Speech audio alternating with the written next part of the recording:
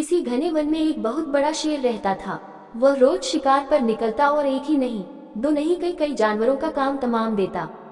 जंगल के जानवर डरने लगे कि अगर शेर इसी तरह शिकार करता रहा तो एक दिन ऐसा आएगा कि जंगल में कोई भी जानवर नहीं बचेगा।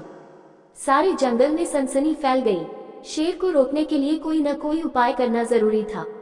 एक दिन जंगल के सारे जानवर इकट्ठा हुए और इस प्रश्न पर विचार करने लगे। अंत में उन्होंने तय किया कि वे सब शेर के पास जाकर उनसे इस बारे में बात करें। दूसरे दिन जानवरों के एक दल शेर के पास पहुंचा। उनके अपनी ओर आते देख शेर घबरा गया और उसने गरज कर पूछा, क्या बात है, तुम सब यहाँ क्यों आ रहे हो? जानवर दल के नेता ने कहा, महाराज, हम आपके पास निवेदन करने आए हैं। आप राजा हैं और हम आपकी प्रजा। जब आप शिकार करने निकलते हैं तो बहुत जानवर मार डालते हैं। आप सबको खा भी नहीं पाते। इस तरह से हमारी संख्या कम होती जा रही है। अगर ऐसा ही होता रहा तो कुछ ही दिनों में जंगल में आपके सिवाय और कोई भी नहीं बचेगा। प्रजा के बिना राजा भी कैसे रह सकता है? यदि हम सभी मर जाएंगे तो आप ही राजा नहीं रहेंगे। हम चाहते हैं कि आप सदा हमारे राजा बने रहें। आपसे हमारी विनती है कि आप अपने घर पर ही रहा करें। हर रोज स्वयं आपके खाने के लिए एक जानवर भेज दिया करेंगे। इस तरह से राजा और प्रजा दोनों ही चैन से रह सकेंगे। शेर को लगा कि जानवरों की बात में सच्चाई है। उसने पल भर सोचा, फिर बोला, अच्छी बात है, मैं तुम्हारे सुझाव को मान लेता हूँ, लेकिन याद रखना, अगर किसी भी दिन तुमने मेरे खाने के लिए पूरा भोजन नहीं भेजा तो मैं जितने जानवर चाहूंगा मार डालूंगा।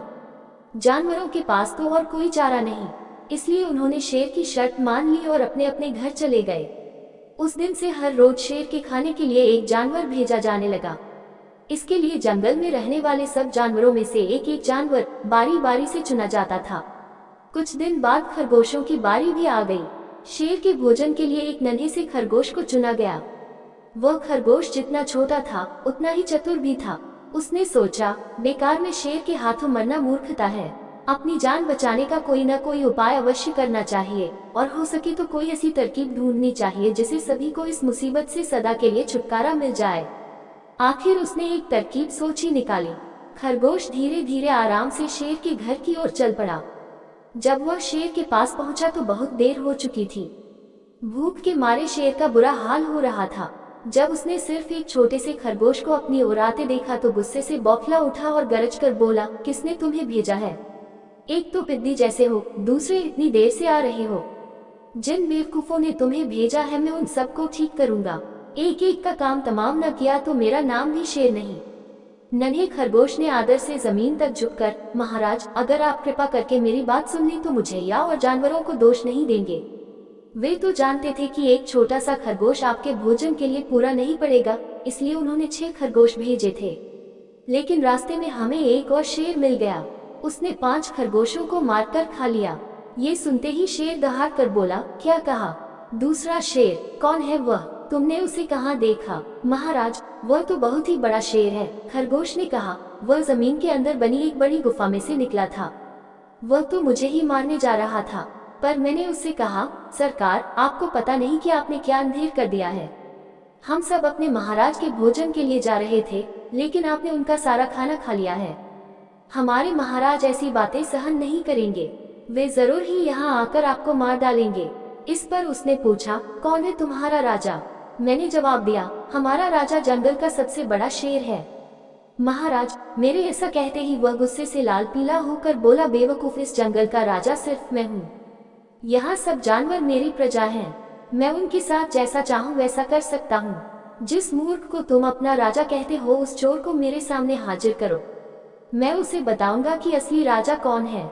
महाराज, इतना कहकर उस शेर ने आपको लिवाने के लिए मुझे यहाँ भेज दिया। खरगोश की बात सुनकर शेर को बड़ा गुस्सा आया और वह बार बार गरजने लगा। उसकी भयानक गरज से सारा जंगल दहलने लगा। मुझे फौरन उस मूर्ख का पता बताओ, शेर ने दहाड़ कर कहा। जब तक मैं उसे जान से न मार दूंगा मुझे चैन नहीं मिलेगा। बहुत अच्छा महाराज, खरगोश ने कहा, मौत ही उस दुष्ट की सजा है। अगर मैं और बड़ा और मजबूत होता तो मैं खुद ही उसके टुकड़े टुकड़े कर देता। चलो, रास्ता दिखाओ। शेर ने कहा, फौरन बताओ किधर चलना है। इधर आइए महाराज, इधर। खरगोश रास्ता दिखाते हुआ शेर को एक कुएं के पास ले गया और बोला, महाराज, वह दुष्ट शेर जमीन के नीचे किले में रहता है। जरा सावधान रहिएगा, किले में छुपा दुश्मन खतरनाक होता है, मैं उससे निपट लूंगा। शेर ने कहा, तुम ये बताओ कि वह है कहाँ? पहले जब मैंने उसे देखा था तब तो वह यहीं बाहर खड़ा था। लगता है आपको आता देखकर वह किले में घुस गया। आइए मैं आपको दिखाता हूँ। खरगोश ने कुएं के नजदीक आकर शेर से अंदर झांकने के लिए कहा। शेर ने कुएं के अंदर झांका तो उसे कुएं के पानी में अपनी परछाई दिखाई दी। परछाई को देखकर शेर जोर से दहाड़ा। कुएं के अंदर से आती हुई अपने ही दहाड़ने की गूंज सुनकर उसने समझा कि दूसरा शेर भी दहाड़ रहा है। दुश्मन को तुरंत मार डालने के इरादे से वह फौरन कुएं में कूद पड़ा। कूदते ही पहले तो वह कुएं की दीवार से टकराया, फिर धड़ाम से पानी में गिरा और डूबकर मर गया। इस तरह चतुराई से शेर से छुट्टी पाकर नन्हा खरगोश घर लौटा। उसने जंगल के जानवरों को शेर के मारे जाने की कहानी सुनाई। दुश्मन के मारे जाने की खबर से सारे जंगल में खुशी फैल गई। जंगल के सभी जानवर खरगोश की जय जयकार करने लगे। सीख: घोर संकट की परिस्थितियों में भी हमें सूझबूझ और चतुराई से काम लेना चाहिए और आखिरी दम तक प्रयास करना चाहिए।